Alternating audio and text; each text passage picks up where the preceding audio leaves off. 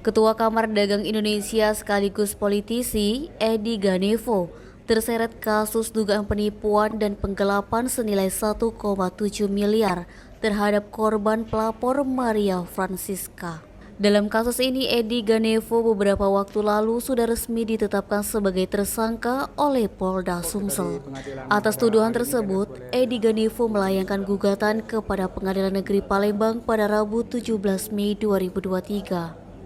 Dalam sidang gugatan dipimpin Edi Pelawi Syaputra SHMH, keduanya baik Edi Ganevo dan Maria Francisca didampingi kuasa hukum masing-masing masih dalam tahap mediasi di PN Palembang.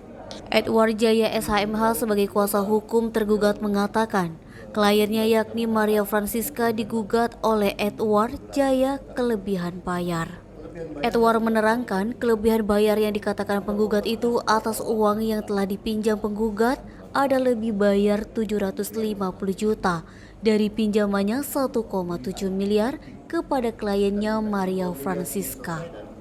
Terpisah saat dimintai tanggapan usai sidang mediasi, Edi Ganevo yang juga mantan anggota DPRD Sumsel 2 periode didampingi kuasa hukum memilih bungkam. Janji 1 minggu. Fadli, Sumek.co melaporkan. Hari ini lebih dari 7 tahun. Dan beliau menyatakan kelebihan bayar. Yang itu kita sedih. Ya, disampaikan sama majelis hakim bahwa kita ini sudah bawa tanah. Utang ini yang dibawa mati. Nah ini yang kita sedihkan bahwa dia yang utang, tapi